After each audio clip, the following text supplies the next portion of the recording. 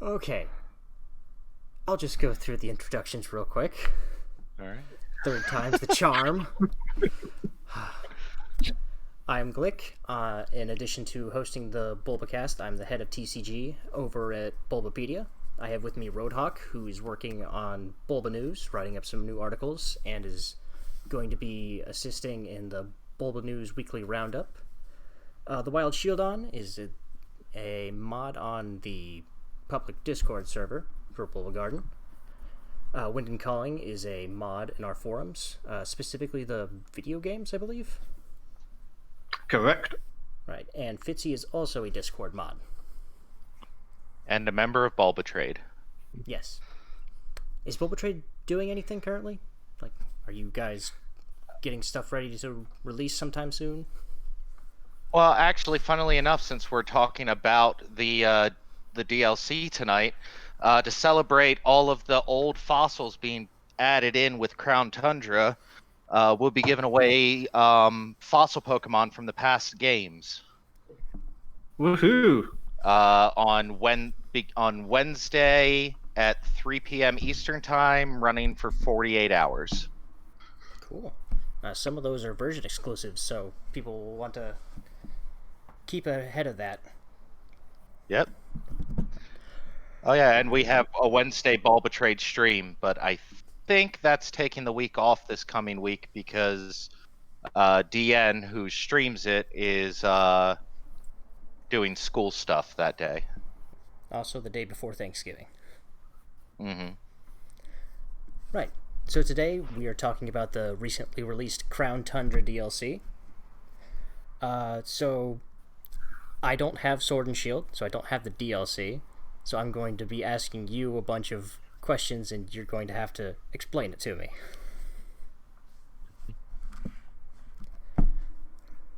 Yeah. So let's start off with, I believe there's like a more story mode into this. Like there's a proper progression with a story attached to it, and not just you running around doing whatever.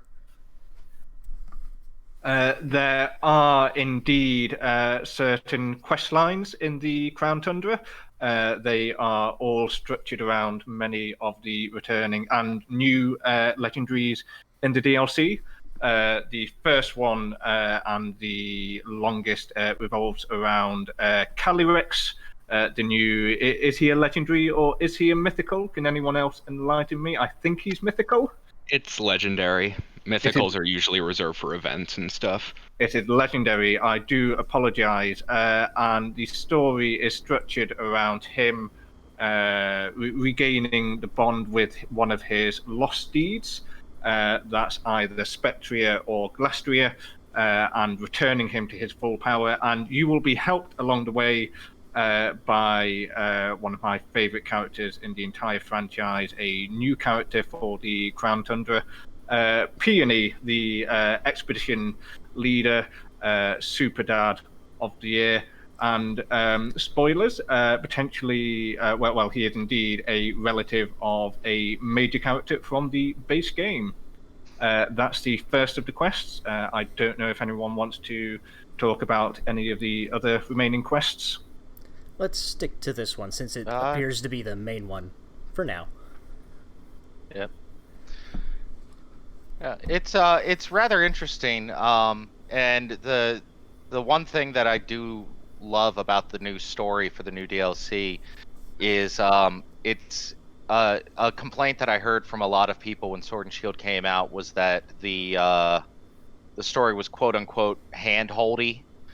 And Crown Tundra does a really good job of going the other direction with that. Like the Calyrex story, you get one clue to start it off, and it becomes this really, I thought, really fun, like, mystery investigation, figuring out where to go next and what you have to do when you get there. I would also say that the Crown Tundra DLC does something really unique, and something I think a lot of fans really enjoy doing, which is incorporating legend hunting, but instead of just giving us a bunch of old legendaries to discover, they also increasingly added Galarian forms to the 3 legendary birds, and added not just those legendaries, but also just an aesthetically beautiful countryside to travel through that doesn't feel taxing when you discover new areas, especially along with the returning Pokemon that just pop out of nowhere and can surprise you right out of the blue. And speaking of those beautiful areas, something that really sticks out, especially in contrast to the base game, with these quests, you do get some really nice cutscenes, some really nice animations. In particular, there is a part where one of the characters is possessed by one of the legendary Pokemon, and it's quite an interesting and fun little interaction. There's more expressions for the characters, and it looks beautiful, especially compared to some of those issues that the base game had with some of the cutscenes, or in some instances, still images. The only issue I had with like the area, I guess, is I don't know if this was just me, but the first time I entered the central area, which is by far the biggest in the entire like DLC region, it was a complete snowstorm the entire time, which made it really difficult to kind of see this whole area, which it is really nice to look at, but it's kind of hard when the snowstorm limits your visibility so much. And I don't think that was a great first impression for me personally.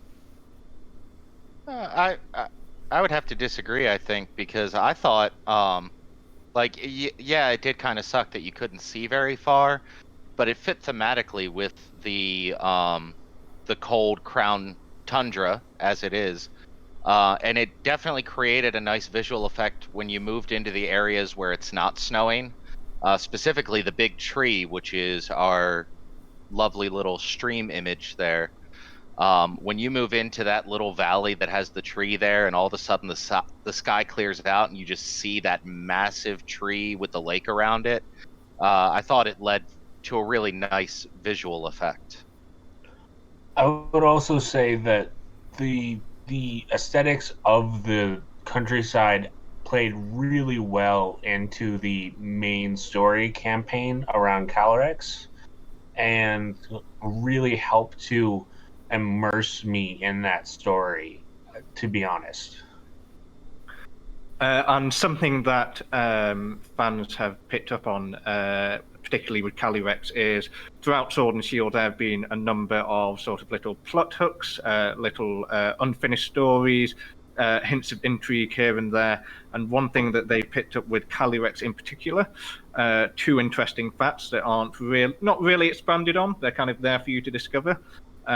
Several thousand years ago, it saved a forest from a meteorite strike, but in present times it seems to fear people approaching with an open palm, an outstretched palm, and someone has put 2 and 2 together and figured out that this means that perhaps Calyrex fought Eternatus at some point in the past, and hence why it fears the sort of 5-fingered Eternatus head.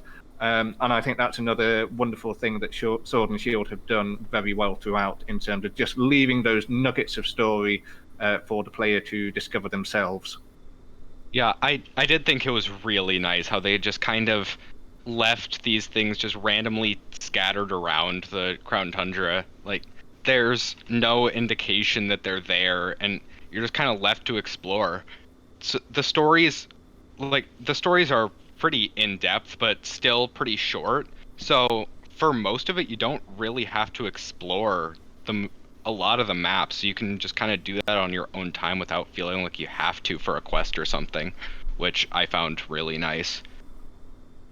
And I would say that exploration really comes in really strongly when searching for the legendaries, because it not only incorporates just the Crown Tundra, but actually the entire region to a degree, which I thought was a great callback to the previous content in the game when hunting specific legendaries. So it sounds like the new approach to the story really paid off. Sounds a lot better than the Isle of Armor, which seemed more of just a tiny little side plot and just a new area with a bunch of stuff to look at, but not really a through line to guide you. Speaking of the dojo, I think one of the biggest things that the Crown Tundra did was Freezington, sort of the hub town. It was like a full-on developed town, but in the wild area with the movable camera and stuff. And I think that's a very good sign for what stuff they could start doing in the future. It was really cool to just see this town in the wild area integrated so naturally. Nice. Some noticeable technical improvements over the base game. And what about the other two stories that involve the other new legendaries, the Galarian birds and the two new Reggies? I think it's worth pointing out that those probably have a little less depth, or quite a bit less depth compared to the main Calyrex storyline. The Reggies are still wonderful to discover. They all, you'll be glad to hear, have a little puzzle associated with them. Not quite as obnoxious to discover as they were in Ruby and Sapphire. But they're still incredibly atmospheric. You still get that same music, similar puzzles. It's got that really mysterious, ancient vibe. Wonderful. And I would say that the Galarian birds probably do the best job of pulling the entire region into their story, as you have to travel throughout different parts of the Galar? Isle of Armor, Crown Tundra, and even just the region itself to find these birds. And as such, I think that is the highlight of searching for them, as you get to experience multiple different scenery and a challenge trying to encounter these birds. Oh my god, the birds are the worst thing to try to catch I think I've ever had to deal with. It was fun, but so frustrating because every bird, even before you fight it, and they're not easy fights, just trying to get into the fight with them, it was all the frustration of a wandering Pokemon, but you can watch them just get further and further away from you as you try to catch up to them. Oh, so they're I like, would agree, on especially they're still on the overworld. You have to actually like physically chase them. It's not just hoping for the random encounter. They're all actual models, like in the overworld, flying / running around. That sounds Yeah, great. I would say that actually was by far for me my favourite moment with the DLC. There was a point where I encountered Galarian Articuno. It pulled a little psychic trick on me and escaped. So I set off in hot pursuit on my bike. Couldn't quite see it overhead, following the shadow on the ground below, ducking and weaving through the patches of grass. They're the bear ticks, they're the Cryogonal, got to avoid them. And we eventually came to a cliff where it could fly over, and I could no longer follow. And I saw Articuno fly off over this frigid landscape in a silver birch forest with a Reggie temple below us. And that actually felt like potentially even the defining moment of the generation for me. That was really fantastic to see what Pokemon can do now with that overworld, with those models. I just remember going after Zapdos, who, after you first encounter them, Zapdos heads to the main wild area from the base game, and it is very fast, and it will occasionally stop, which makes you think that maybe you can sneak up on it, and you cannot. You need a max speed bike, and you need to just chase it down. And I remember I was chasing it for a good 5-10 minutes. And just as I was about to catch up to it, it pulled a U-turn and started running the other direction. And I just started shouting words that are not appropriate for this podcast. Have you tried setting up traps for it? Maybe like dropping an anvil on it? I have not tried dropping an anvil on it, no. I do think it's one thing that is worth mentioning, which was mentioned earlier, is that these birds are a challenge.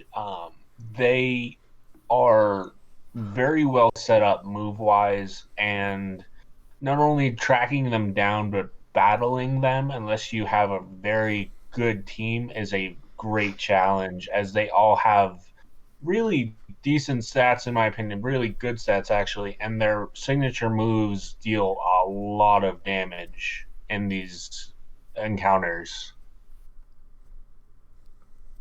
Yeah, I think for me the birds were, as I say, the highlight, and it felt at times as though I was, traveling across the land and searching far and wide.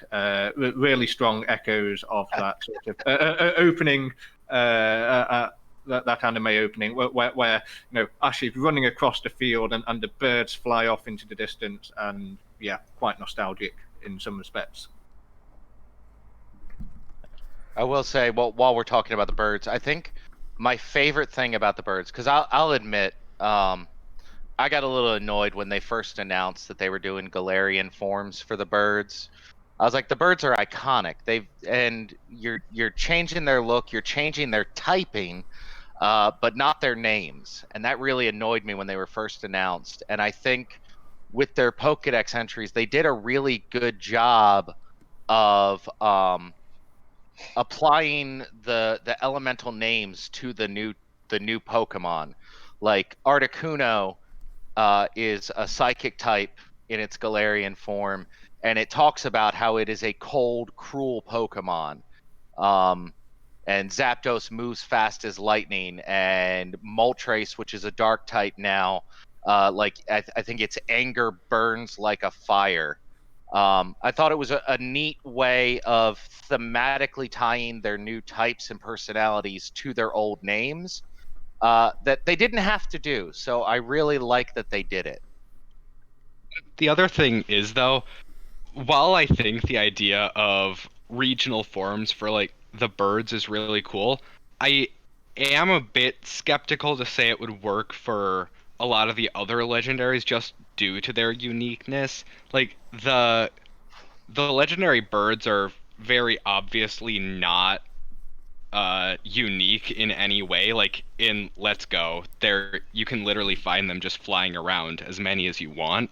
So I feel like it would be a bit of a challenge to make it make sense with other legendaries, but I do like that they try to do it for the birds. Right, Yeah. the birds are kind of the lowest tier of legendaries, and that their legends aren't. They're not really legends.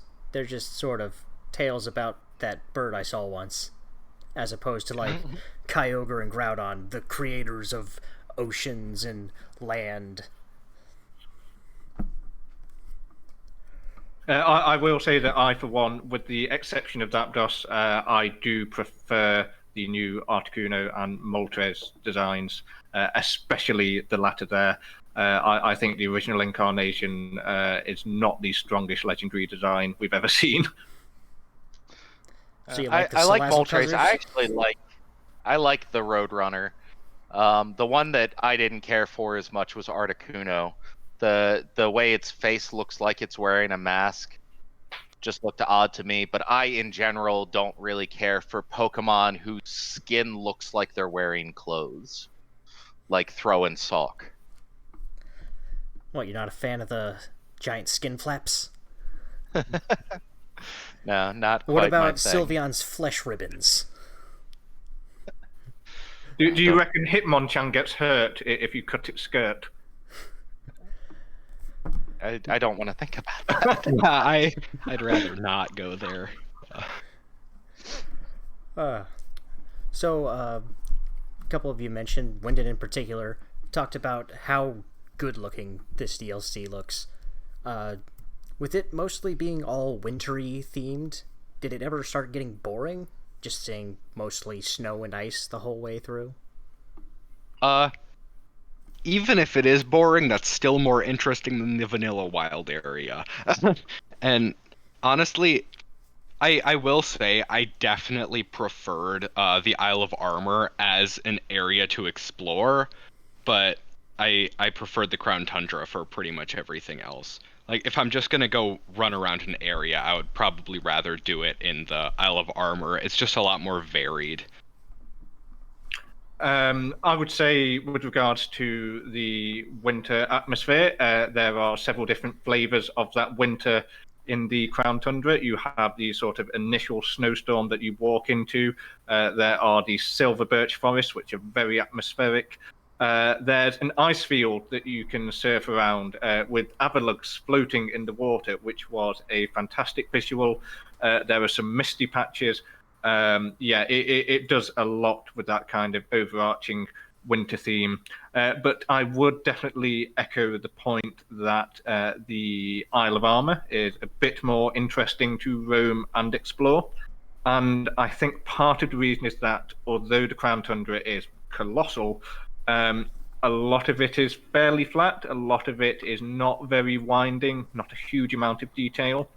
And the Isle of Armor, though smaller, it does have more detail-packed areas, sort of winding forests, winding caves, elevation, and especially with some of those, for me, one of the issues with the base game wild area is Pokemon popping up.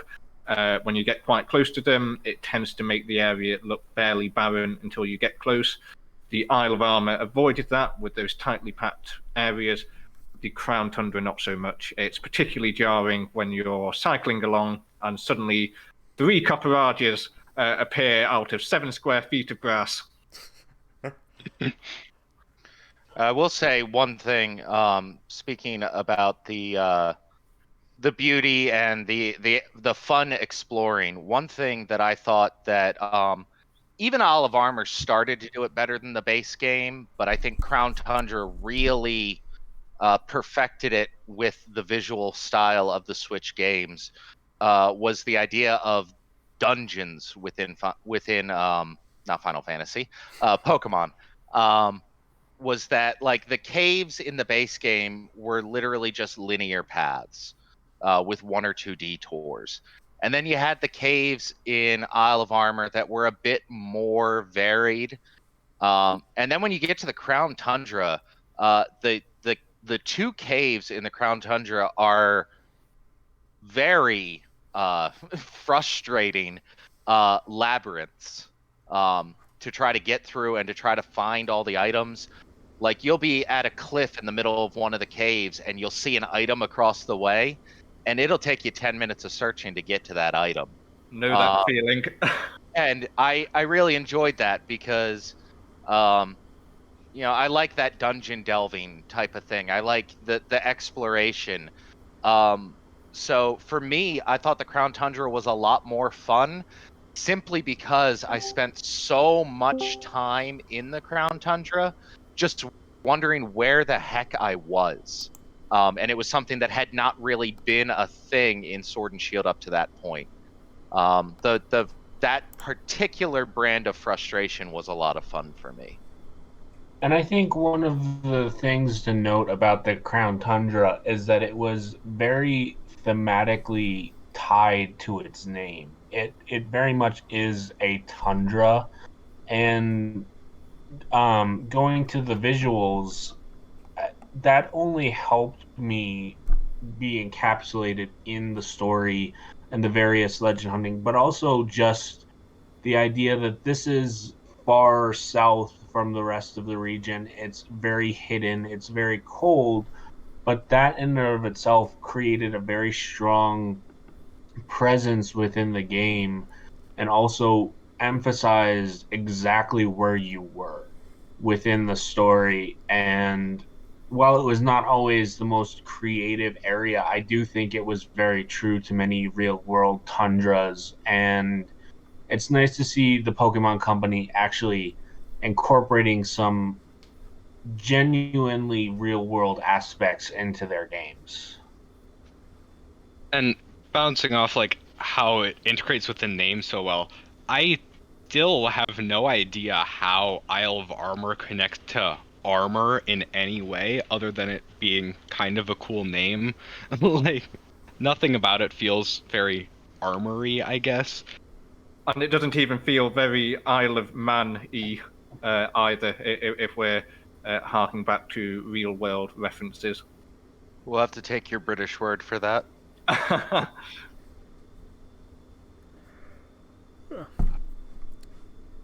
Kevin, can you turn your mic on?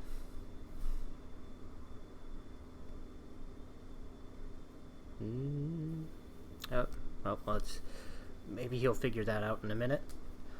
Let's see. Talked about the scenery. After the story quests and all the legendaries and so forth, the new multiplayer focused part is the Dynamaxx Adventures, where it seems like a gauntlet of max raid battles, and then you get like a special legendary encounter at the end. I love the Dynamaxx Adventures. Yeah, they are a ton of fun, for me at least. I get how they could probably stale out for a while, but I've been shiny hunting Cresselia since like it came out, and it hasn't gotten old, even though I'm literally going for the same legendary like tons of times in a row. Well, and I think one thing the max raids do that regular Dynamaxx battles don't have is that they're always a variation on something different. They bring different Pokemon in each time. Even if you're shiny hunting a particular Pokemon, it's always something different. And I think with the events that they did in the regular wild area of the region, where they gave all of the Gigantamax forms for a couple months, or like half a month there, maybe a little more. At the end of that, I felt no need to actually continue to shiny hunt because it felt old and stale. But the Dynamaxx Adventures, with their variety and the inclusion of friends more frequently, just really heralds to that community aspect that Pokemon is trying so hard to continue to build. I think the absolute biggest thing with the Dynamaxx Adventures, where they would not work without it, is the rental Pokemon. I feel like that makes or breaks them. Like just the fact that they're rentals and you don't really know what you're going in with. You can't just like go in with a level 100 and sweep. They're on par or even under leveled compared to the legendary, and you have to kind of adapt as you go through. Is that not annoying? It gives an opportunity to really use Pokemon that you wouldn't normally consider using. Like one of the best Pokemon you can find in a Dynamaxx adventure, in my experience, is a Butterfree. That works really well for supporting the rest of your team, because the Dynamaxx Adventures are a series of fights. So support and status moves become that much more important. And how many times in the history of Pokemon, in 25 years, would you say that, yeah, Butterfree's a really good end game Pokemon? So Pokemon has... my shiny story, considering now that everyone had a shiny story because of Dynamaxx Adventures, I was narrowly defeated by Yveltal as the sort of endgame boss, kept the Duraludon that I had captured, and only after the fact had noticed that the Duraludon was shiny, because with Duraludon, the thing that denotes its shininess is slightly different coloured hands. And none of the Pokemon actually appear shiny until after you catch them and choose to take it home. Like, in the battles, they will never appear shiny. I haven't played any of the adventures via true multiplayer yet. The AI is much improved compared to the base game, I will say. That's still not saying much. You will still get the AI partners who keep trying to repress your positive ability with entrainment, but they are so much more fun than the base game raid battles, and even just with the AI, I've extracted so many hours of enjoyment out of them. So at first, when I heard about the rental system, I thought that would be just annoying or a hindrance, because this is like firmly post-game content. You would, if you were into the max raid battles stuff, you would already have a couple Pokemon already set up for that. But with what Rhodehawk was saying about the support class, it sounds like Pokemon's finally actually been able to make an RPG out of itself and have different classes, and not just play through rock paper scissors, just have the better type and win. Yeah. It's it's really interesting because one of the things, like, you can't just do type matchups and hope to win. Like, when you enter a battle in a Dynamaxx Adventure, every Pokemon in the den gives off an aura of what type they are. But if they're a 2-type Pokemon, their aura is only going to be one of the two. So you can get into situations, and I've had this happen to me, where, like, you'll see like a grass thing, a grass aura, and you're like, oh, we'll head that way. I grabbed a fire Pokemon in the last fight. Let's head toward the grass one. And you get in there, and it's a Ludicolo who just starts spamming max water at you and knocking out your fire Pokemon. In which case you really need to figure out how to get around that type of thing. It definitely, in addition to inspiring you to use Pokemon you wouldn't use, you have to think outside the box. You have to know how the types work, how the Pokemon work. It almost feels like a final exam of Pokemon almost. If you don't get the game, you're gonna struggle. So it's Pokemon finally introducing some difficulty. Yeah. I can definitely say that Zygarde does not pull any punches. It might very well be the hardest thing I've ever had to fight in a Pokemon game, is a Zygarde at the end of a Dynamaxx Adventure. And is it in the complete form? Wait, looks like It is in the. It looks like a giant Yeah, Megazord. it's in the. It starts off in 50%, but it has Power Construct. So you're at the end of a Dynamaxx Adventure. You've already fought through 3 or 4 fights, and you start whittling it down. You're like, yeah, we got this. I'm gonna get a Zygarde with 100% catch rate, so I'm gonna put it in a Beast Ball or a Premier Ball, and then you just get the message. You feel the presence of many, and you're like, oh no. And now this stab ice beam does 10%. Yeah, the first time I fought Zygarde in a Dynamaxx Adventure, I was doing really well. I was using NPCs as the rest of my team. Was doing really well, got it down to like a quarter health, and then I saw the presence of many thing. And the very next thing it did was it shot 1,000 arrows at my team. I went from no KOs to 4 KOs in a single attack and was thrown out of the den. It is unforgiving. Oh.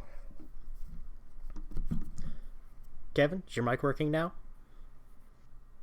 Oh, Blue Boy, counting Ultra Necrozma and Ultra Sun, Ultra Moon. Zygarde was harder than that. Sorry, I saw the question in the chat. Sorry.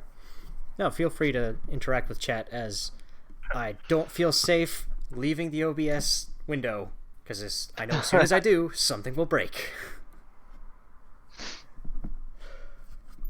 Alright. What else was I going to ask about the Crown Tundra? The new Pokemon they added in, like the non-legendary stuff, all the returning Pokemon. Any favorites that came back? I think there's a lot of sort of premier species that people are really happy to have back.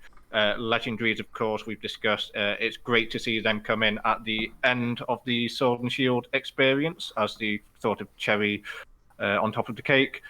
We've got all the pseudo legendaries back, which is fantastic. We've got Garchomp, we've got Metagross stomping around in the snow. It's a great visual. We've got more starters, and we've got a boatload of fossils, which is brilliant. I think it is worth saying that there are still some pretty significant gaps in the overall Pokedex. I think off the top of my head, there's about 230 species still left out. And one of my slight disappointments with the Crown Tundra, I have to say, is going into this area and seeing a Bomber Snow again, and seeing Beartic again, and seeing Boltund again. And something that the Isle of Armor did really well was that there was a huge variety of sort of relatively mundane but popular species inhabiting that place. And I think the Crown Tundra could have been almost perfect with just, maybe a Sentret, maybe a Donphan, and just a couple more of those sort of quite common species. For example, we still don't have Pidgey and Rattata in Sword and Shield.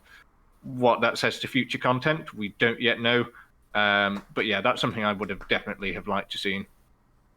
Yeah, Probably the absolute coolest thing, though, in terms of returning Pokemon for me, was wild fossils. Yeah. That was really cool. I've been enjoying the wild Autono. It's made grinding for the Pokedex really easy because I'm trying to make a living dex. Yeah. I will say, Amara, the fossil Pokemon from X and Y, is one of my favorite Pokemon. I'm an Ice type fan, and I'm a cute Pokemon fan, and Amara is just great. And the first thing I saw when I got to the Crown Tundra was there's a fight with Peony, the new character, as soon as you get there. And then immediately after that, the very first thing I see is an Amara just walking around in front of me, and I was just so happy about that. Did the Jurassic Park theme play? In my head, it did. Speaking of, it is a little intimidating to see Tyrantrum stalking around. Don't move. Its vision is based on movement. I will say one thing, since we're talking about the returning Pokemon. I actually had a discussion with this with Shield right around the time Crown Tundra came out.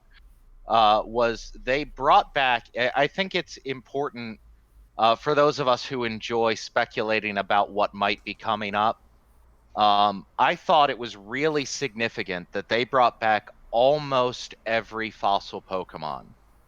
Specifically, they brought back every fossil Pokemon that has been in a past game, with the exception of the ones you get in Sinnoh. And I know a lot of people have been speculating about Gen 4 remakes of Diamond and Pearl. And I don't know if it means anything, but I personally thought that was a really significant exclusion from what was brought back. I found that there were some weird mythicals missing, like especially when you go to Unova and Kalos, where it's like you have, how they all have 3 mythicals, and then you have you're missing Meloetta, and you're missing Hoopa, but you got the other 2. I don't know why the middle one is missing out of the 3 for those mythicals. Like, why aren't they there compared to the others? Like, Volcanian's there. Meloetta's not in it. I know Meloetta is in it. Yeah, Meloetta's not in it because I know she's not because she's my favorite mythical. Victini's in it, and you can get V-Create on your Victini now through the move relearner, which was a fun new thing. Just as soon as you can get a Victini. Oh, I have which one. No one totally has right now at all. Nope. No one's done that. I mean, I was just surprised, especially with Hoopa, because, I guess they're kind of doing the Ultra Wormhole thing for the legendaries, but since they were doing, originally Hoopa was the cause of the legendaries in ORAS, I thought that was a weird kind of exclusion, since Hoopa's kind of like the the dimension timeline connector. Yeah, but speaking of connecting the timelines, if you talk to so Peony has a daughter, Nia or Peonia, who you can talk to just outside the Dynamaxx Adventures. And she mentions, if you talk to her enough, she eventually mentions that either Solgaleo or Lunala, depending on which version you play, because they are version exclusives in the Dynamaxx Adventures, one of them was the first Dynamaxx Adventure Pokemon that was seen in the den, which said to me that they're going more with the Ultra Wormhole thing rather than Hmm. Hoopa's rings like they did in Oris. Was that Peonia? I thought that was the old lady who gives you a Cosmog. I can't remember. There are a lot of really interesting new characters, and they all kind of blended together, except for Peony because he is unforgettable. Peony's awesome. I think another part of the puzzle to look out for in terms of which species are returning and why, and I think you can certainly put good money on a Sinnoh remake at some point in the near to medium future. It's worth bearing in mind that the later gens, which have a lot of returning Pokemon, are the gens that James Turner, the art director for Sword and Shield, worked on, particularly starting in Gen 5, and a lot of his favorites and a lot of his designs are in the base game. So I'm not going to explicitly say favoritism, but I did think that was noticeable. And of course, the man is completely entitled to have his favorites and his sense of what he wants the style of these games to be. So, Well, and you I heard, think as someone who didn't pay a lot of attention to which Pokemon were returning, one of the highlights of this entire thing, which has been mentioned many times, is fan favorites just randomly appearing and going, "Oh my gosh, I didn't know this was going to be in the game." And I didn't research which Pokemon were returning real heavily, so many that did return were just a true moment of joy for me, and just an utter cap on what an excellent addition the Crown Tundra was to this story. Yeah. And it was really, it was with the pseudo legendaries, because the base game itself introduced the idea of trade Pokemon just walking around. Like if you're in the wild area, you can just see a Gengar just standing there. You can run up and catch him. You don't have to worry about finding anyone to trade with.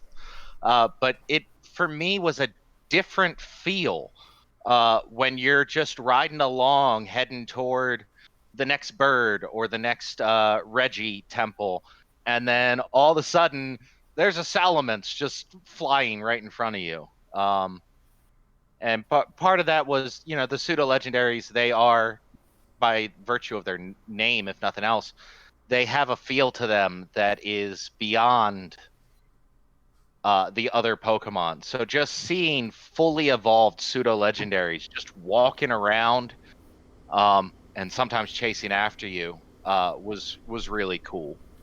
And again, I think that speaks back to some of the excellent theming of some of these areas in the Crown Tundra.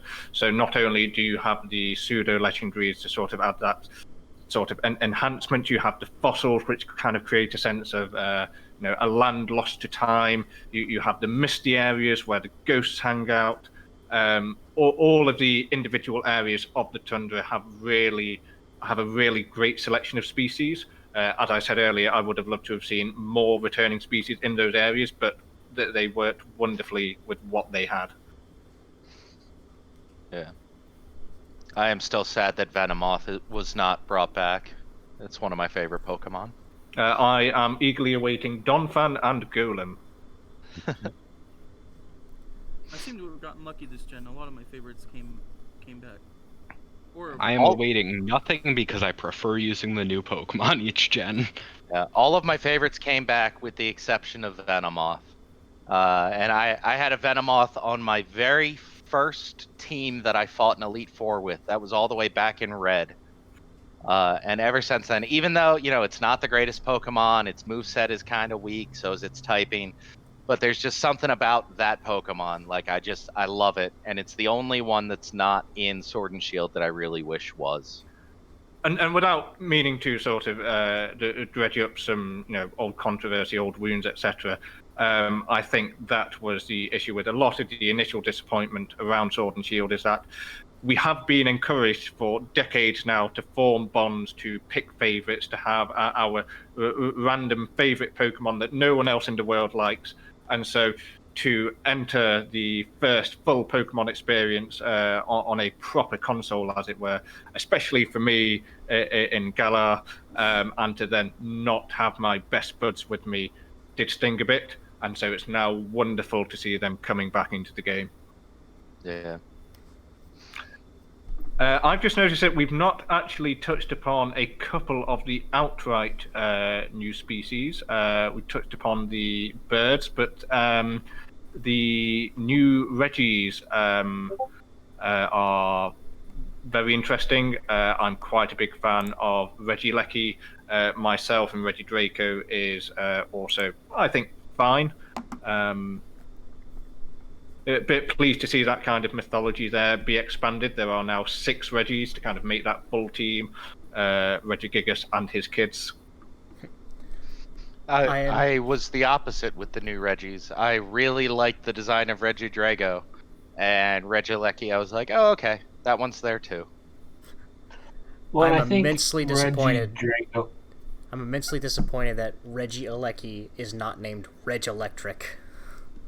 Well, here's some uniquely British insight that I can bring, is that the slang for gas and electric for home energy is gas and lecky. So if you are going to so I have to blame top James up Turner. your electricity meter, it is the lecky. So I have Please, James Turner to blame. What possible connection could English culture have on to Sword and Shield? I have not the foggiest. So, God, they laid it on thick though, didn't they? if we're talking about sorry. Go ahead, Kev. If we're talking about new species, and you guys probably already talked about the story, tell me if I'm wrong. If you talked about the story, then yeah, Calyrex became an instant favorite. I mean, I thought Calyrex was stupid as all hell when it was first announced, and it really grew on me in its first scene. When I first saw it, I was like, what is this bubble-headed rabbit deer thing? And then in its first scene, like, from it, the way that it floated around and its kind of regal manner, and literally everything it does to poor Peony, I turned around on it very quickly. I will say, it Well, and I definitely looks think- infinitely better as you're actually playing the game versus seeing it in trailers. And I think one of the benefits of Calyrex, and personally, is that it had a very good lore behind it, but when you battle it in its final form, especially for me, I battled Spectrier, it almost entirely swept my team because of its ability and just how useful of a Pokemon and how powerful it can become. Yeah. Going back to what we talked about earlier with Crown Tundra, finally bringing some difficulty back to Pokemon. Calyrex is a beast, and if you don't beat it or catch it quickly, it will wreck your team. I definitely got wiped by it a couple times. It gets very powerful very fast. I kind of made mine feel anticlimactic because it was like, you've done all this for me. I really appreciate you, so try proving me you can catch me in battle. I'm like, okay, Master Ball. I did Master Ball Calyrex, but only after it wiped me 3 times trying to catch it. I refused to give up. I probably spent like probably 4 or 5 attempts, just after wiping me over and over. And I was on my last Pokemon when I finally caught it. A friend of mine was like, I'm gonna catch it in a beast ball, because it's the king of the harvest, so it deserves a special ball. And I was like, good luck. I'll talk to you in 5 hours when you finally get up on that. I did eventually manage to bag it in a Pokeball after it destroyed my team of perfect level 100 Pokemon several times. Yeah, that's the other thing. I was fully like maxed out on levels. Oh, yes.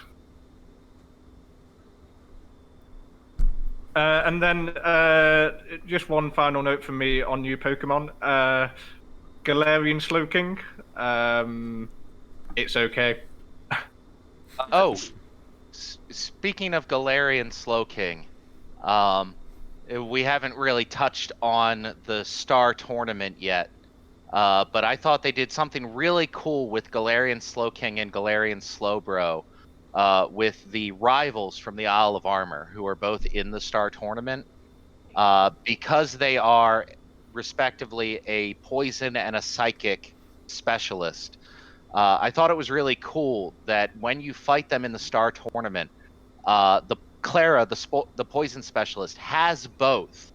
But her signature one, the one that she Dynamaxes, is Slowbro, the one that has a poison signature move. And then Avery, the psychic specialist, also has both. But the one that he Dynamaxes is Slowking, the one with a psychic signature move. I thought that was a neat thing that they did in tying in the Slowpoke family with the two specialists and the DLC. Yeah, so whichever version of the game you have, you see both. Yeah. And I will just say, kind of unrelated, but as soon as Galarian Slowbro was revealed in that Isle of Armor trailer, it instantly became my favorite Pokemon by a long shot. I just love how stupid it looks while still being relatively powerful. Yeah. Slowbro's mad. I mean, that's Slowbro's whole thing. So you guys are talking about battling Calyrex. What about the music? Have you guys talked about the music yet? Because like, Calyrex's battle theme, just a bop, actually. And I know Junichi Masuda came back to actually write that. You know, he didn't write any of the battle music this gen. He didn't do any of the music for Let's Go either. So this is the first battle theme he's done since around Ultra Sun and Ultra Moon. I did not know that. So it was pretty exciting to hear him, hear Junichi Masuda return. The Galarian Birds theme, like, that's also a really good theme. Just, it's so crazy music, you know?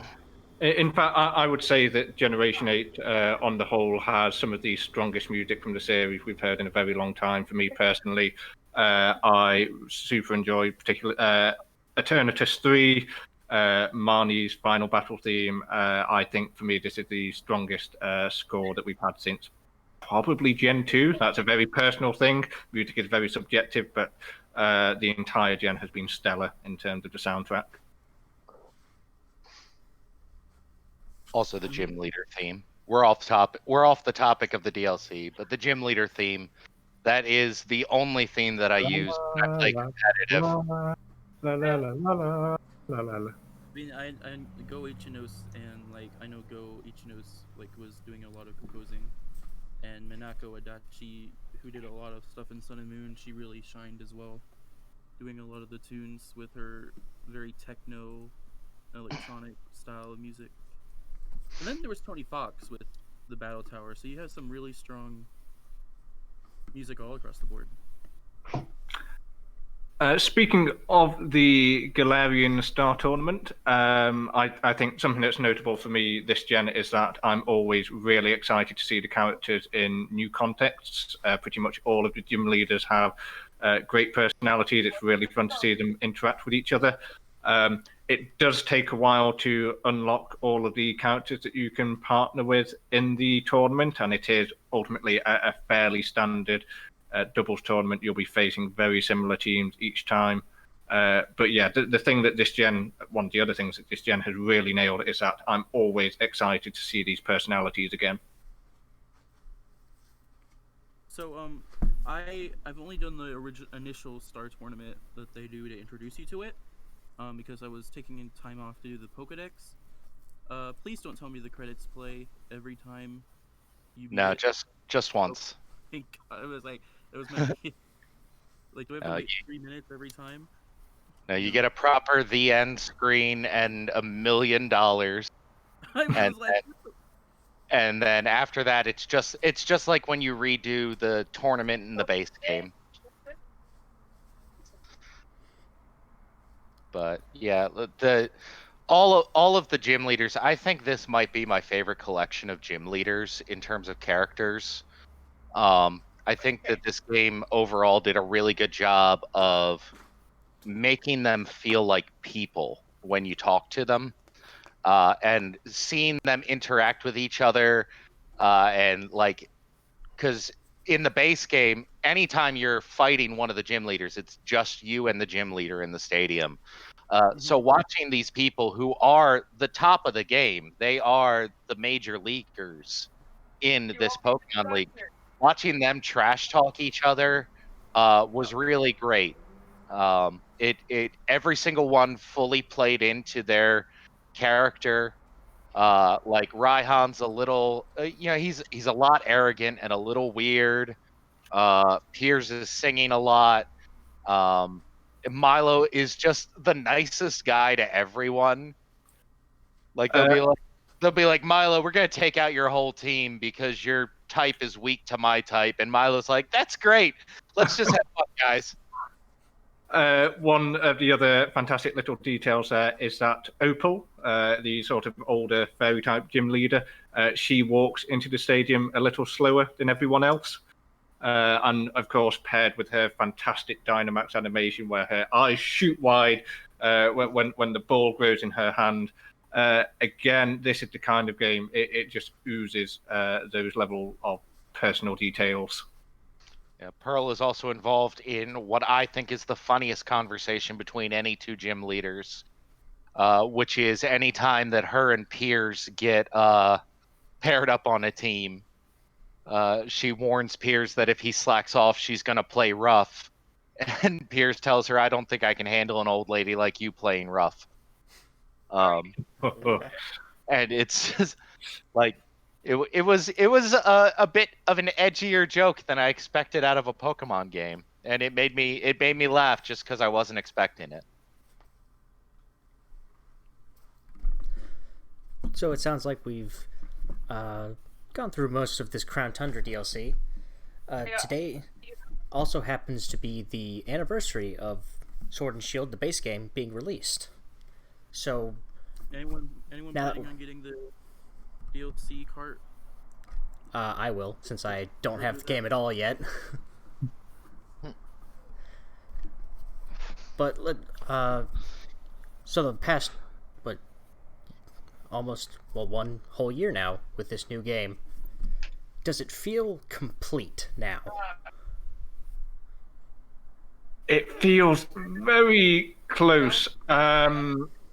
I do still miss those mission species, and I think there's almost a perfect space for a potential third installment of DLC, which not only sees those that final tranche of species returns, but also Sword and Shield does have a lot of those little plot hooks and bits of intrigue that have been scattered around.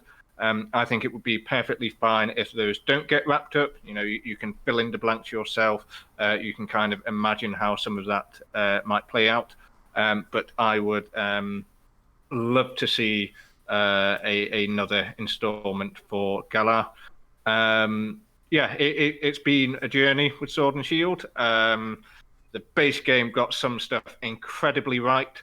Undeniably, some disappointments there. And the DLC, the entirety of the expansion pass, both the Isle of Armor and the Crown Tundra, were excellent, I would say. And I would say... Go ahead, Rod. Thank you. I would say it does I would agree. It feels very close to complete, but I do feel like with the lore that they've added to the game and those missing Pokemon, and as well just what they have shown they are capable of doing, one final story just to tie into the lore of the Galar region, finishing up things, and maybe even emphasizing, the way that this game has tried so uniquely to incorporate new ideas such as DLC and um, differing ways of getting Pokemon back than just the national dex. I really think that there is something more that the Pokemon Company has been playing with that the Galar region could be home to and just unify this game into just a stellar edition. That's the other thing is, excluding Let's Go, this is the first Pokemon game on the Switch, and it's certainly the first like mainline not remake. So I feel like the fact that the Switch still seems to be going very strong, it feels like a good sign. Yeah, I'm gonna put out an unpopular opinion. I know it's an unpopular opinion because I've gotten into many arguments on the Bulbagarden Discord server about it. Was that to me from the very beginning? The game felt complete. It felt like a Pokemon game, and a lot of people complain about what the game doesn't have. But to Game Freak's credit, to the Pokemon Company's credit, uh, they never promised us anything they didn't give. They were very upfront about what we were getting, and I think that what we got was very good based on what they told us we would be getting. Um, it was a jump to a new system with the half step of Let's Go in between. Um, it did not have the big sweeping story that more recent Pokemon games have had, but I even liked that. By removing the big overarching villain story, it gave this game an opportunity to really focus on the characters. And like I said, I think this game has quite possibly the best collection of characters that I've seen in a Pokemon game. The nice rival, which everyone is like, oh god, not a new nice rival. The nice rival, he goes through a real character arc that, as someone who was the unfavorite growing up, I could really connect with. Do you Even type matchups? yeah, even the mean rival. Bede was probably one of the jerkiest rivals that the series has ever had. But even he, like by the end of it, I really felt for him because he went through a lot, and it doesn't completely excuse the way that he acts. But he was a person who had a really bad life up to this point, and lost the only tether to his self worth that he had, which I really liked. And even the Dexit thing, um, and it's one thing that I feel like people forget, or if they're younger, never really experienced when it first happened, was that this whole Dexit thing, it's not new. It happened when the games made the jump to the Game Boy Advance. When Ruby and Sapphire came out, if there was Pokemon that wasn't in Ruby and Sapphire, you couldn't get it. There was no way to transfer up from old games, and Fire Red and Leaf Green weren't out yet. If it wasn't in Ruby and Sapphire, it didn't exist. And I feel like a lot now that we're a decade on, and everyone remembers, well, yeah, after that was Emerald, and then you had Fire Red and Leaf Green, and then you had the GameCube games. Yeah, you could get all the Pokemon in Ruby and Sapphire, but that's not how it was at the beginning. And yeah, it does suck that you can't get all the Pokemon in Sword and Shield. Um, but they are making progress putting them back in. Um,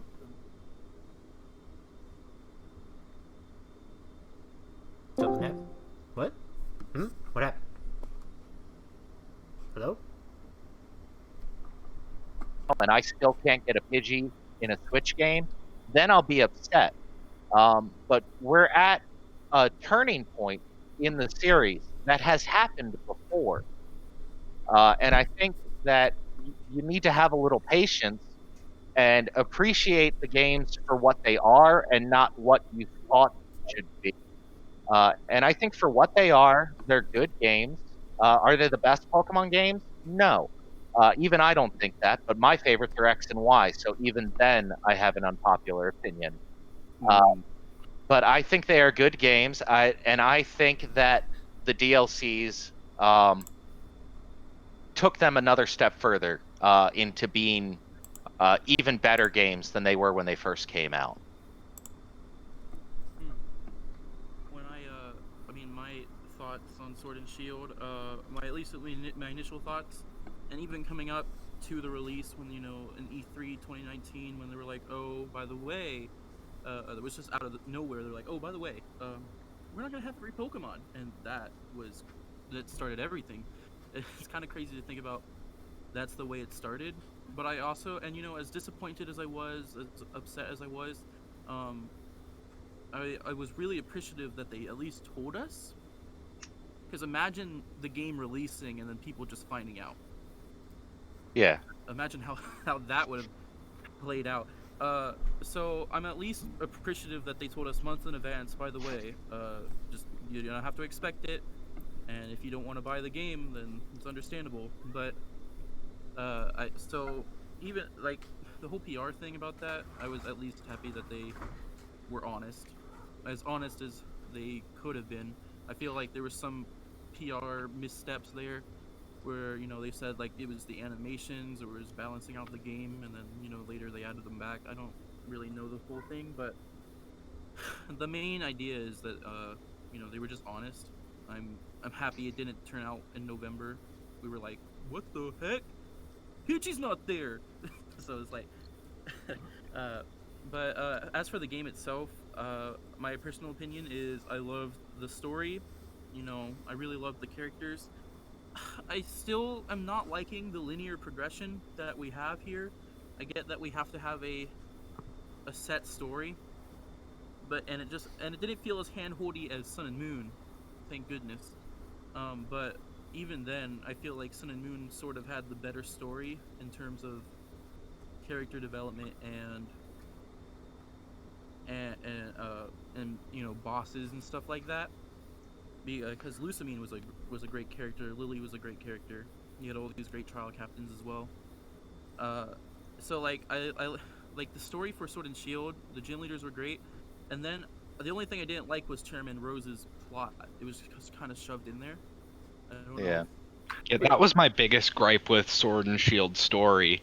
I don't have an issue with there not being a lot of story if you just focused on the gym challenge and stuff, because that is the focus of Sword and Shield. They make a huge deal out of the gyms. But I feel like if you're gonna commit to the gyms, commit to it all the way and don't try to ham-fist in this Rose/Eternatus story. I feel like it kind of just got in the way.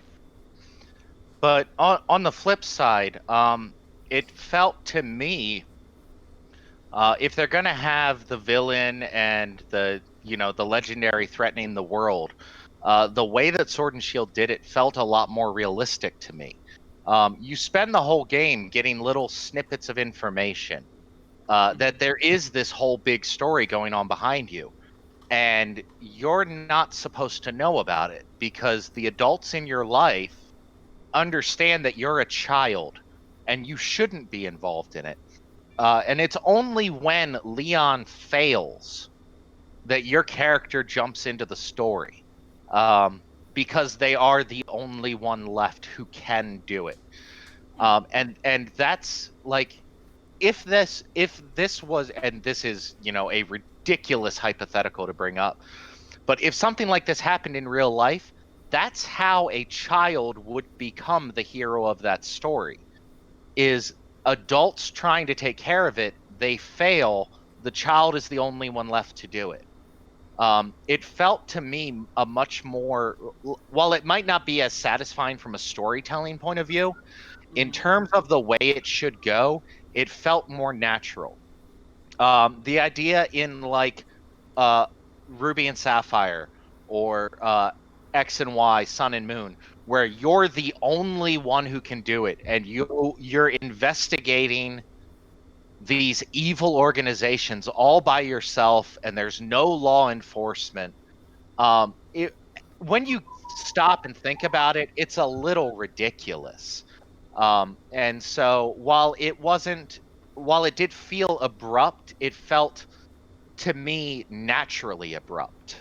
Like that's the way this sort of story should play out with a 10-year-old protagonist. That's Well, that also brings up the interesting question of, are the protagonists still 10? Because especially, well, in Sun X and and Moon, you're Y it kind 11. of took a step back, but for Sun and Moon and Sword and Shield, I would say you're at least like mid-teens. I mean, a 15-year-old being tasked with saving the world is not much better than a 10-year-old doing it. I- yeah, that's fair, I Sun and Moon, they suppose. said But that's what they literally directly said every you were anime 11, is. but I don't think they've ever confirmed your age other than Sun and Moon. I think maybe Red and Blue, but I don't know. Yeah. According to dialogue in X and Y, the main character is anywhere between the ages of 12 and 17. That But is quite a range. yeah, there's no confirmation anyway, but there is dialogue pointing to ages between 12 and 17. And But- see, I'm pretty that's sure that there's actually no character that's only 10. Because I'm pretty sure Red and Blue, they mentioned that he's 11, and everything else is like a couple of years older. So 10 is actually just an anime convention. Yeah. And Fitzy, that's like, oh my god, that's really great actually. Like I never really thought of it that way, and I was only giving my initial thoughts. Like the way I look back at the story now is it's great like that. And my appreciation for the story didn't really come in until there was this one YouTube comment. I don't remember what it was on. It was on one of the music OSTs where they were like, well, Sword and Shield is about younger people succeeding the older ones. You have Marnie succeeding Piers. You have Bade succeeding Opal. Leon succeeding Rose. And you're succeeding Leon. And Sonia becoming the Sonia. new professor. So it's all about people, the younger generation coming in. And I guess they already touched upon that, it's all about where Rose is like, I gotta save the younger generation. Well, the younger generation knows what they want, not him, right? Yeah. So, And going into the characterization of it, another thing that Sword and Shield does really well is those little tiny quirks that the characters have that you don't even think about on your first playthrough. It's only when you go back and think about them that you notice them. The one that stuck out to me, and I didn't even notice it on my first playthrough, but I watched for it on my second playthrough after I saw someone else bring it up, was when you fight Hop throughout the game, and then you fight Leon at the very end. All of Hop's motions during battles are copies of Leon's. Like the way he throws a Pokeball, the way he is during a fight, the little slapping his head thing at the beginning of the fight. They're all the same as Leon. The only thing that they do differently in a fight is their losing animation is different. And it's because Hop has built his whole life around copying Leon. Leon is his hero. He does things the way Leon does them. The only thing of Leon's he can't copy is Leon's defeat, like what Leon does when he loses, because Leon's undefeated. And it's a really cool thing that I didn't notice on the first playthrough, but the second playthrough I was like, yeah, he does everything the same way Leon does, but he doesn't know how Leon would lose, so he loses as himself. I was going to say that that's one thing that Hop definitely doesn't do that Leon does, and that's win. damn. I mean, and I know I keep rambling because I was giving my thoughts, but like, story-wise, the Isle of Armor and Crown Tundra were amazing in my opinion. I also agree with Rode and Wyndon a lot, where I feel like there should be more DLC, it feels like there's just one more piece of the puzzle, right? And it's unfortunate that they're releasing a DLC physical now, because that kind of tells me, oh well, they're not going to release another one, right? They're already putting it on a cartridge, so that kind of tells me Sword and Shield's kind of done. They're kind of done with the game, and that kind of, it's upsetting because they were developing it. The DLC was developing the story even further. Mustard was amazing, and then somehow Honey is even more amazing. And then Calyrex was great, Peony is great. Um, Everyone was just proper, in my opinion. Please, When it just comes DLC that would let me ride the London Eye, please. when as for the gameplay though, I mean, what can I say? I mean, it was easy. It wasn't as easy as X and Y, because everyone can make fun of X and Y. But I just, I mean, like, Pokemon is fun, and I'm a total shill. I will play it till the end of time. But and maybe it's just because I'm 18 now and I'm getting older and I'm becoming like, oh, but like, I was starting So to feel old. by the end of the game, I was like starting to feel like, oh, I'm just pressing A. Their I, health I bars were just depleting. Like there was no, it didn't, other than like a couple battles, I was sweeping people's teams and it didn't feel right. I will say, we were actually discussing this before the stream started. Actually, um, the difficulty in Sword and Shield. I'm currently playing through Shield again, and I have actively avoided using any experience candies or rare candies. Um, and the game definitely expects you to do that. Um, the game is still not hard, but there is, if you don't take advantage of the grinding opportunities, the game is pretty difficult for a Pokemon game. You have to think a lot more. You have to know that your type matchups. Um, it's it the game is easy, but a lot of that easy difficulty comes from optional things that you can definitely skip. I don't recall using the candies, um, other than when I was playing a second time, because I have both games, so I was trying to get to the other ending faster because um I wanted to complete the decks. But on my initial playthrough, I was having trouble, but then like I wasn't. I don't know. It's just like it either goes one way or the other for me. Maybe Maybe that's you're just maybe my you're just team. better than I am. I don't know. Where it's like I don't know. Maybe it's just my team. But I remember, at school, uh, my friend, he's like I guess he's like a Dexter or whatever. I don't know. But like I don't know if he was just like, why would you buy the Pokemon? I don't know. But like he was like, here, let me try this. It was at Pier's gym leader, and he just breezed through it, and he didn't look like he was having fun at all.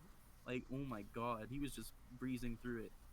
I don't know what that says about me as a shill, but uh, Well, speaking of shilling, but in terms of my sort of overall product recommendation for Sword and Shield is that if you own the base game, definitely pick up the expansion pass. If you're buying into Sword and Shield for the first time, I would strongly consider getting the expansion pass then as well. It does leave me in the slightly awkward position of recommending DLC that, in my opinion, is better than the base game and really fleshes out the base game. So it really would depend on your position as a consumer on issues like that. Personally, as a shill, I'm quite happy to do that. May vary from person to person. Yeah. Right. Because Yeah, and another aspect of this is that this complete version of the game costs $90, which is quite a jump up from previous Pokemon games. yeah. Yes. Like I said, I did not by any means feel like the games were incomplete. And I know I'm in the minority thinking that. Um, I will say, if it is a big jump from past Pokemon games, but in the world we live in now, it's not it's actually pretty reasonably priced. Yeah, because the thing is, It's more things an have indictment of video game culture than of Pokemon themselves. And I think it's a bit unfair to blame Pokemon for the DLC culture that we live in. well, I and was the other really- thing is, prices for games haven't changed despite the fact that because of inflation they should be costing more. They've been a flat 60 for who knows how long. They're Not going no 70 for more. next gen though. Only the Yeah, I know, PlayStation. and Xbox is that maintaining makes 60. sense because, well, they're more intensive games, and also that's just how inflation works. Like, things are gonna end. Oh no. What happened? Oh no. Reconnect. Touched upon that, because like it was for me. I'm fine with 60. I was expecting 60 ever since the Switch launched because 60 was seeming to be their main thing. It was like, yeah, I'm gonna have to go from 40 to 60, and since I'm paying both games, I'll get 120. And then it's like, and then it starts to be like, but the extra things, right? Because then you gotta pay for Nintendo Switch Online. That's $20 a year. You gotta pay if you want to transfer your Pokemon. You want to pay for Pokemon Home, which is $16 a year. Gotta pay for Pokemon Bank to transfer as well. That's $6 a year. And now Pokemon Go is like trying to charge you $10 to transfer within, you know, one Pokemon like now instead of waiting a whole week. So it starts to come to that point of where, yeah, $60 is fine, but now it's getting like super expensive if you want the full experience, right? Well, and that's the other thing. I think one of the biggest things that, while it's cool, I'm not a huge fan of is the version exclusive gym leaders. Because while that's cool, it's really just forcing you to buy both games even more. Yeah. I will say that was one of the few things that I did not like about Crown Tundra. Was I thought that the Galarian Star Tournament would have been the perfect opportunity to put um, the version exclusive gym leaders into the other games. It's pretty clear that they're not opposed to the quote unquote minor league gym leaders being in the tournament by virtue of the fact that Avery and Clara are there. So given that it's implied that in Sword, I have B and Gordy, and it's implied that the Ice Gym and the Ghost Gym still exist. They're just in the lower leagues, so they're not part of the main gym challenge. Yeah, I mean, Uh, Melanie is straight up Gordy's mom, so, like, yeah.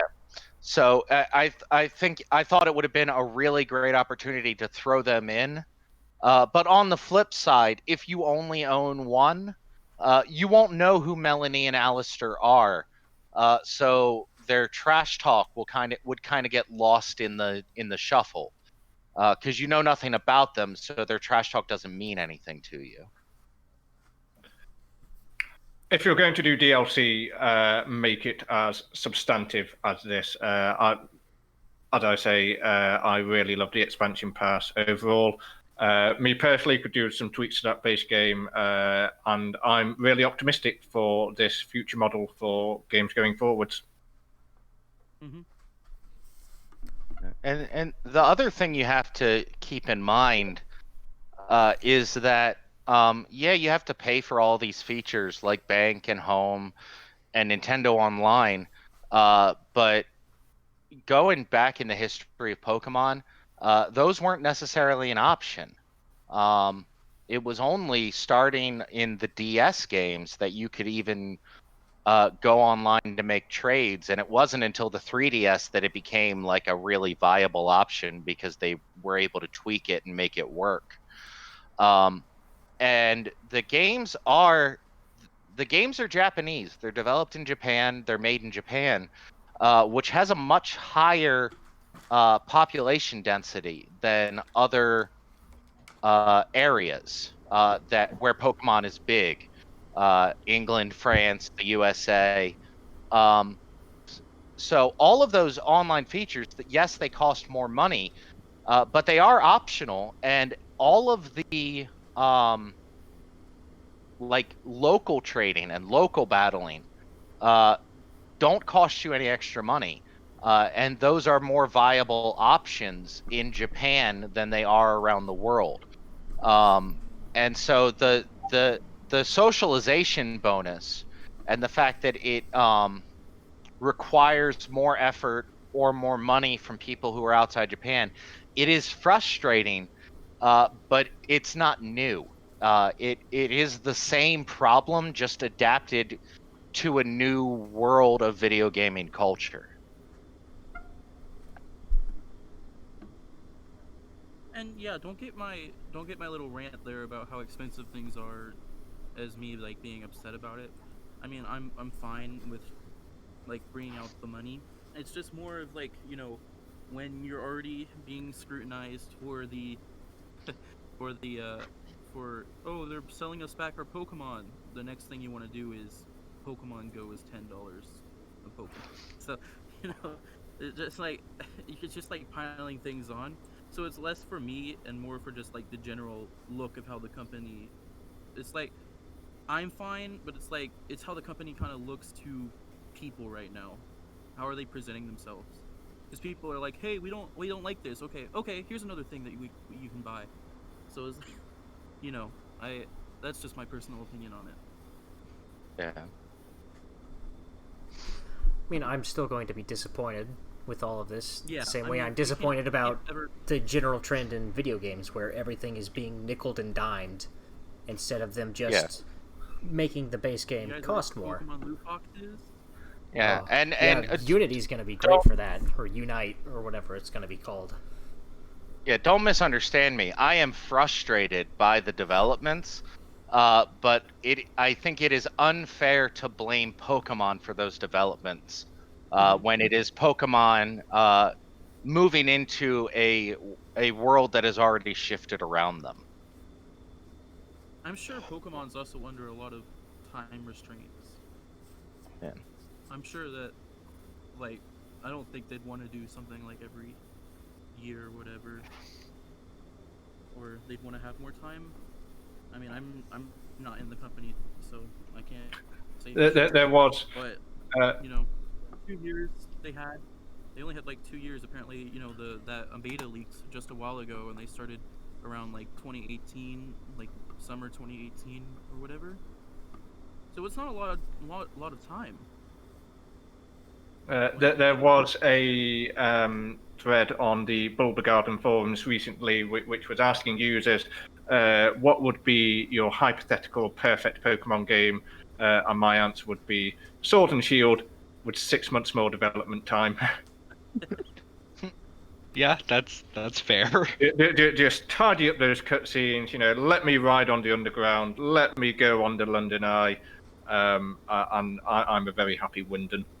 I mean, and it's a shame too. I mean, I don't know what's the policy on the betas right now, because I know Nintendo is like going about it, but there's a lot of content that was in the general idea that seemed to have just been cut, and there was no reason for it to be if they had more time to do it, right?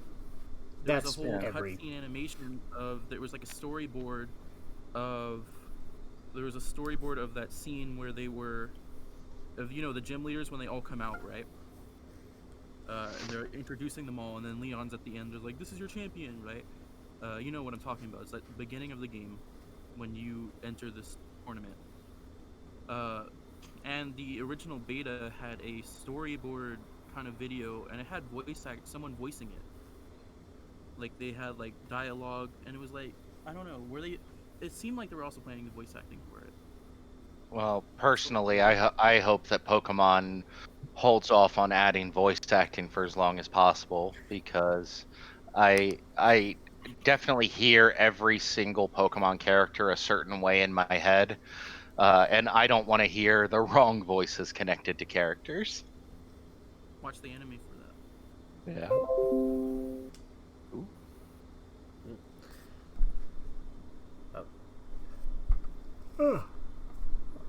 All right, so I mean, it's just like, oh, sorry. I was going to move on. If you had something else to add. Yeah, I just wanted to mention, it's like, we saw this with X and Y too. There was that whole power plant thing, that seemed to have been a lot more than it came out to be. There's a power plant in Sword and Shield 2 that's just roped off. Oh yeah, well, what's going on? Maybe that was just a reference to the Kalos one. Yeah. So, moving forward, next year is the 25th anniversary of Pokemon. This year they didn't come out with a new game, they had the DLC, so next year is most likely going to be new games. Money is on Sinnoh remakes. Let's Go 2. Or Let's Go 2, which I doubt it. Not for the 25th anniversary. Again. Yeah. It's a remake of Yellow. But, since these will also be Switch games, Sword and Shield will likely be a heavy basis for the engine and for technical details and the art direction. Is there any foreboding going into that? Because I know at launch, Sword and Shield had some technically wasn't as impressive as it could be. I think the biggest thing that's going to be weird is them introducing this concept of the wild area and then likely just not using it in remakes because unless they can figure out a way to like reasonably implement it, which I find unlikely. I think with Sinnoh I mean, remakes a really easy, they will use a really the easy way to battle implement area. the battle area or the Safari Zone. Turn the Safari Zone into a wild area. Sinnoh did not have a Safari Zone. So Diamond and Pearl were my very first games. Oh my god. Oh god, he's so young. It came out when I was 5 years old. So it was Oh god. 2007. The moment in Indiana Jones when the Nazi sups from the false grail. Yeah. That just happened to me. So yeah, it came out when I was 5 years old. So I have a lot of, fond childhood memories of Gen 4, and so I'd be happy to just see it again. I mean, I'm glad it'll be faster. The battle system will be faster for sure. I mean, it used to take like 20 seconds to get one hit down. My main concern right now, I mean, there's probably a lot of concerns, but my major one right now is how ORAS had Mega Evolution. How are they going to try to shove Dynamaxx into the Sinnoh region? I mean, they could just do it in gym battles and leave it at that. Well, the one thing I think worth adding on Dynamaxx is that they do heavily emphasize in Sword and Shield how closely it is tied to the Galar region. So it could be that in theoretical Sinnoh remakes we instead have Mega Evolutions and or Z moves as opposed to Dynamaxx. My one sort of slight hint of trepidation over Diamond and Pearl remakes, and I think this is probably going to be an unpopular opinion here, is that I'm not a massive Sinnoh fan. Compared to some of the earlier installments with vicious little rat monsters and Mankeys and Spearows attack you early on, my Sinnoh experience was Bidoof after Bidoof. After Buizel, after Cherim, after lots of barely twee cute Pokemon, which was not my ideal experience. On the other hand, they were the first games on a great handheld console, so yeah, never say never. Yeah, I will say, going back to Glik's original question, talking about trepidation with them using Sword and Shield as the base. Are Sword and Shield the prettiest games they could be? Probably not. But they are really good-looking Pokemon games. The series has struggled for a while with characterization, I think. When you look at like the 3DS games, in X and Y and Oris, you had the weird like deformed character models. With Sun and Moon, you had proper people on the overworld, but everyone's face was painted on. They all just looked flat, and the protagonist never changed their expression ever, ever, ever, ever. So it's a proper JRPG. I think that the Switch games, starting with Let's Go and moving into Sword and Shield, I think did a really good job of making the people in the Pokemon world look and feel like people. And if that is the graphical basis that we're going off of, taking that and taking what they've learned from Sword and Shield, I am optimistic about what the next Pokemon game could look like. Sorry, Well, Fitzy, and I think that like, that I have to agree. I think if they do a Diamond and Pearl remake based off of Shield, it could be an amazing game. My only worry is honestly the expectations people will have for a Sword and Shield remake based off of the successes of Diamond and Pearl remake based off the successes of Sword and Shield. But I would also have to say I would love to see them pay close enough attention to the Diamond and Pearl storyline that we don't have to have DLC just to automatically improve the overall game for the Diamond and Pearl remakes. I would love to see them really hone in on what made those games great and not add a $20 to $30 charge to have that increase. Yeah. Let's go Those with like games Gen 6. great. You thought Let's Go looked like Gen 6? I mean, the human models were the same chibi style as. They were, but they were much more expressive. You had like facial expressions, the way that the character interacted with the partner at times was something that couldn't have been done on the handheld systems. Mm. I think it was a half step from the 3DS onto the Switch that Sword and Shield took into a full step. If you think of Sword and Shield as the first quote unquote proper Pokemon game for the Switch, it's a huge jump up from what we had before. And I think that Let's Go Pikachu and Let's Go Eevee were the work in progress building up to that. Personally, I think we need more badly textured trees. Wild area trees. Galarian's famous for. What I worry about going forward is the same problem I had with Omega Ruby and Alpha Sapphire, where the jump to 3D didn't lend itself well to how the region was originally designed. And really, it's something that persisted through Gen 7 as well. They're still taking the old handheld, sprite-based way of designing towns, where there are only a couple buildings, but then you have these more detailed character models that look like regular people. So it creates a disconnect where there's regular people living in these minuscule little towns. Yeah, but at that point, you're dealing with the nostalgia factor. Based on the way X and Y looked, I feel like Omega Ruby and Alpha Sapphire could have gone further. But at a certain point, you go far enough that it doesn't look like the original games, and then you lose that nostalgic market that you're shooting for with a remake. It's not fair. Fair.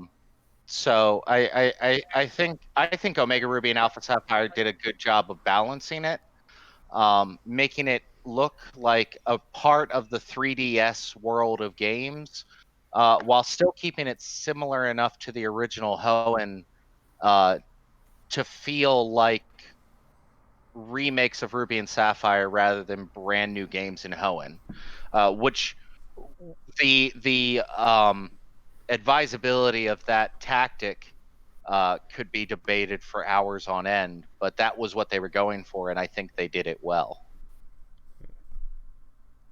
And about the Dynamaxx inclusion that Kevin brought up, I'd be willing to put money that the way they incorporate Dynamaxx has to do with the Sinnoh Underground. Yeah. Because that was the intended multiplayer component for those games back then. So I'm sure that's where we will see our max raid battle, maybe the Dynamaxx Adventure, kind of come back in those games.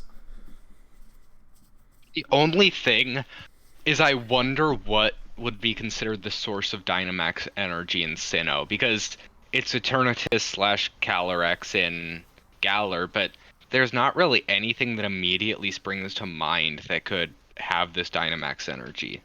I mean, they could easily retcon it the same way they did with Omega Ruby and Alpha Sapphire.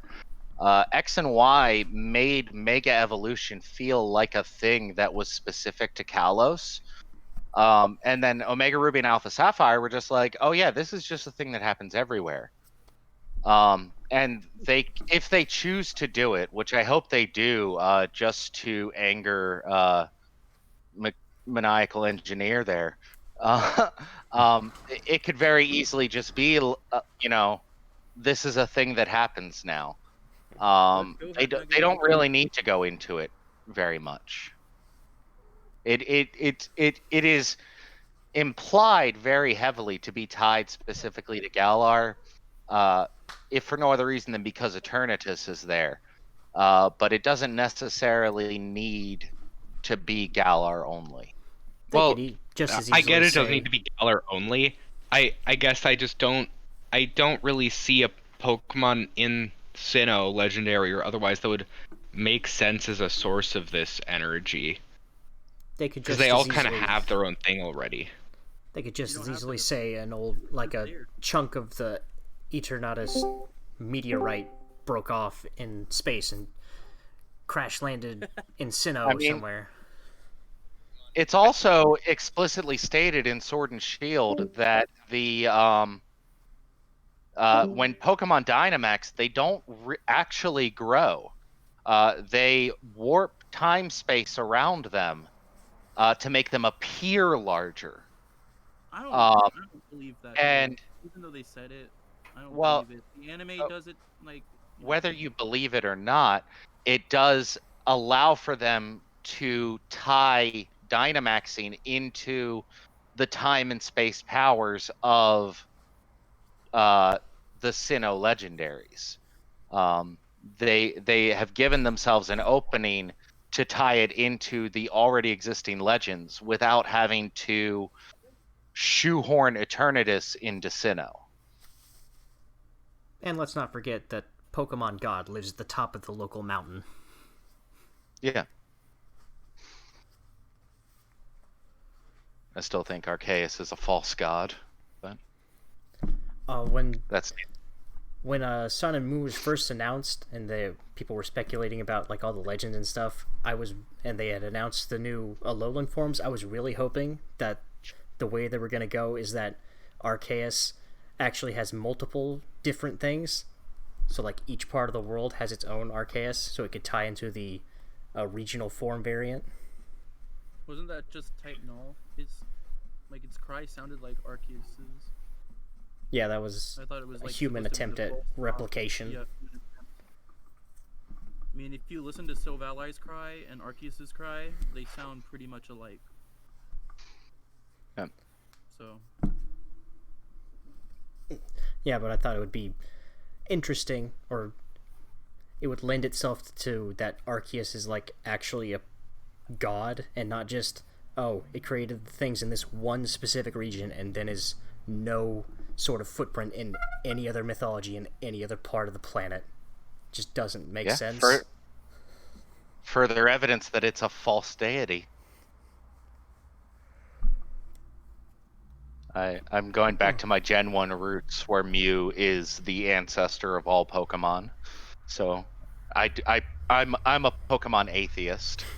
I mean, that it doesn't have to be false that Mew is the progenitor of all the current species. No, all Pokemon. I thought it was Arceus made the world and Mew was the cause of other Pokemon. It gets kind of messy when you start thinking about Arceus and the Dialga, Palkia, Giratina, because like they're creation deities, but they're also just regular Pokemon. It gets really messy really quick. And Arceus can just make more of them whenever it feels like. Yeah. Yes, I am a fan of the theory that all of these legendary Pokemon are exceedingly rare or unique, but their sort of omnipotent powers have just been ascribed to them by gullible humans. I mean, I also just don't like thematically the idea of being able to own God. Yeah. This is my Bidoof. I call him Doofy. Oh, this is my Pokemon. Literally God. I call him Phil. That's why the event was too powerful. They had to cancel it. I will say, looking at the Twitch chat, I do hope more than anything else that they really change up the Sinnoh Underground. I can't think of anyone who likes it. Yeah, overhaul it completely. It was so lackluster the first time around. All those terrible games, digging for the gems, atrocious secret bases. I can't imagine anyone who would enjoy that kind of experience. And with that, I'm retiring from Bulbagarden. No, I'm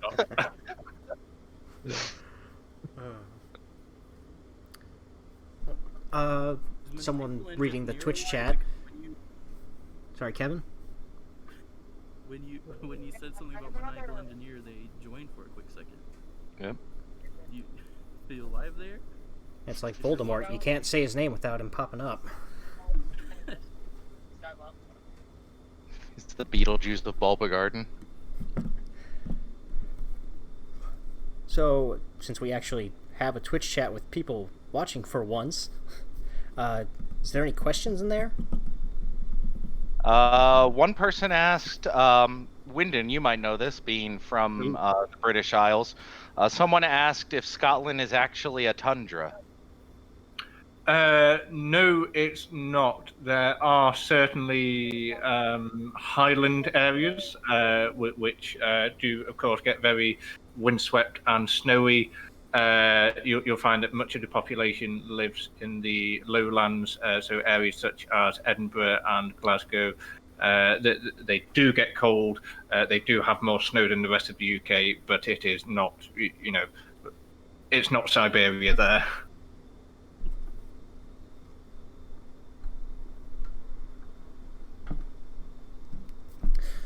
Wyndon, is there anything like pointedly British that you feel is lacking in Sword and Shield that you really wish had showed up? So one thing I will definitely say for Sword and Shield was that they did a fantastic job, and full credit to James Turner, of portraying a really holistic UK. I think it would have been very easy to make a game where you visit Hogwarts and then a manor from an Agatha Christie novel and then Hogwarts again. But no, they did a fantastic job with the sporting, with the music, they do have that fantastical element. They do have that Alice in Wonderland element. They also have my namesake, Wyndon, and that's a very modern city, and they have the dilapidated coastal towns. They have the industrial heritage, and it's all fantastic. My one, actually, in terms of the Isle of Armor not being like the Isle of Man, the Isle of Man does have a few famous things about it, particularly famous for motorbikes, particularly famous for the Triskelion flag. Some references to those would have been nice. And then secondly, a major historical personality who I think is sorely missing from the Pokemon franchise, Charles Darwin. I think it would have been great to see maybe just kind of a hint or a facsimile of a kind of character who maybe when we meet him in the game, he's just about to set off on a voyage or just returned from a voyage, and maybe, I don't know, he's in pursuit of Mew, or maybe he has a team of regional forms. I just found it curious that the progenitor of a lot of the themes in Pokemon was not present in the game. Oh, and just one final note, regarding culture and Wyndon and London. There is a building in Wyndon in which I have actually worked. That was cool. I could pick out my office window even. Was it the Pokemon gym? It was not. It was the Rose of the Rondelens. I've worked a couple of times in the Palace of Westminster, and I think I'm just over to the left somewhere. It's not an exact match, but yeah. And it's just one floor of a hotel in the game. Fun. While we're talking about cultural references to England, I think my own personal favorite cultural reference to England in the entire game is when you meet the weird hair twins in the post game, Swordward and Shieldbert. The idea that they are descended from the royal family that used to have total rule over Galar, and now it has deteriorated to the point that they are no longer royalty; they are celebrities. And I don't know if that was intended as a jab at the royal family, but it did make me laugh when I first experienced it. I liked the little references as well to past British kingdoms as well. I mean, obviously, it wouldn't be. I don't think it would be much of a stretch to say Copper Jaw is inspired by India, and also Jungle mentioned that even though the Isle of Armor is based off the Isle of Man, there's a cool thing where if you turn over the map of the Isle of Armor, it looks like Hong Kong. That's neat. So they really did try to get a little bit of everything there, And so, sorry, just to harp on some of the places again. Some of the name locations are intensely familiar. So members of my family come from the town of Stoke. I attended university in the city of Hull. I live in London. I grew up near the city of Chester. So literally, like 4 of the cities in this game are places I'm familiar with or my family are from. So yeah, it's real fan service there.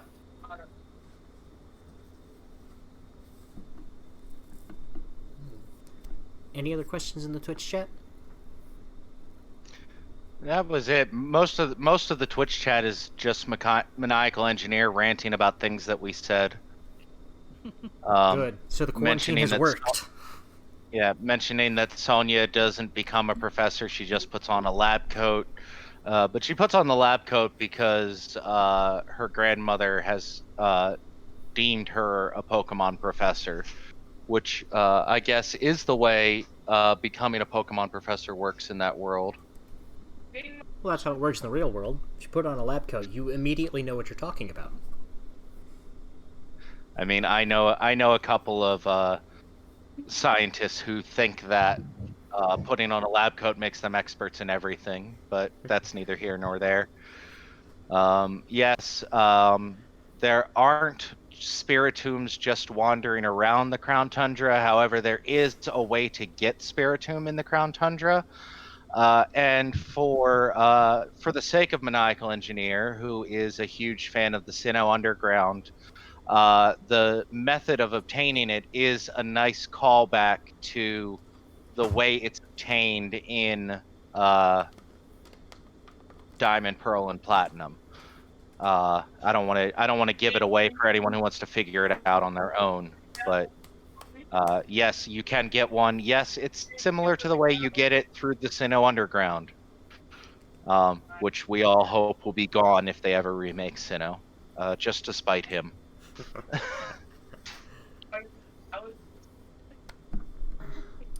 Post that. Is there a chat for the Bulbacast? Like, are people able like? Because I can post that Jungle tweet somewhere. Pretty cool fact. I don't think so. The public server used to use the social media chat for that, but I think we just turn that into an announcement channel so people can't post. So currently, no. I mean, there is the Pokemon General channel. Sure. All things Pokemon. Board games or...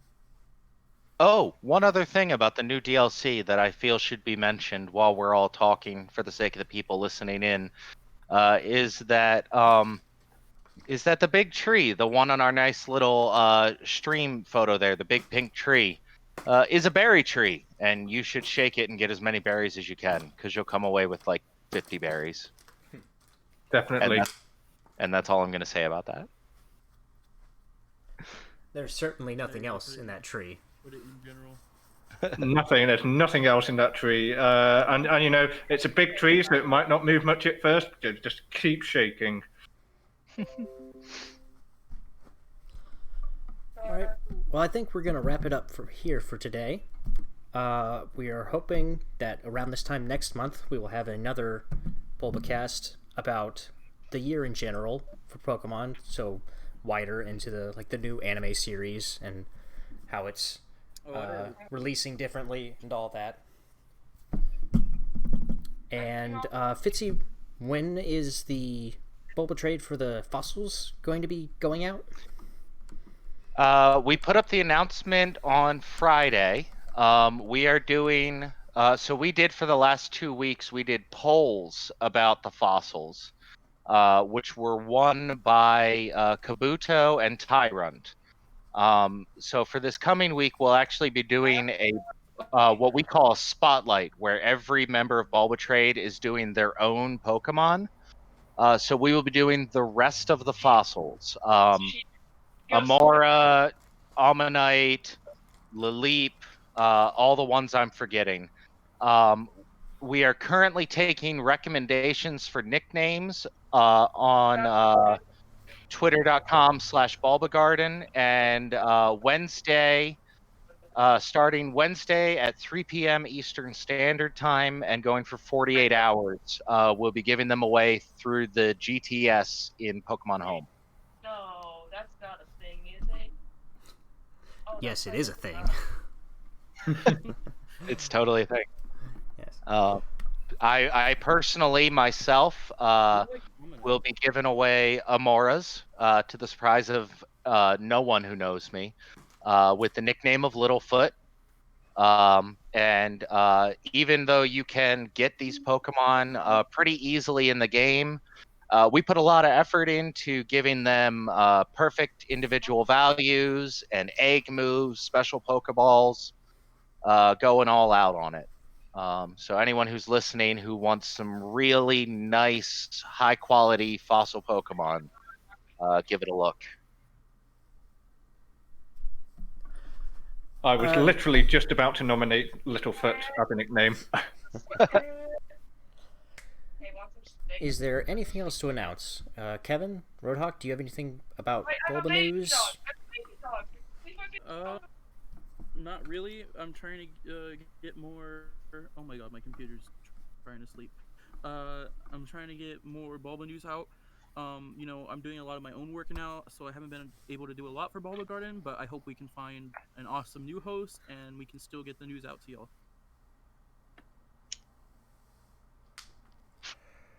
And I would just say, just keep an eye out for articles. There's a bunch of news that has dropped over the last month. I know I've worked on several articles myself.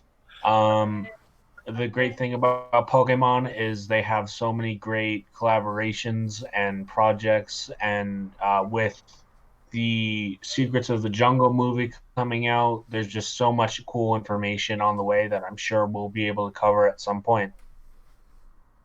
I also have to announce that Maniacal Engineer's Platinum Let's Play is now canceled. We're canceling it completely. No.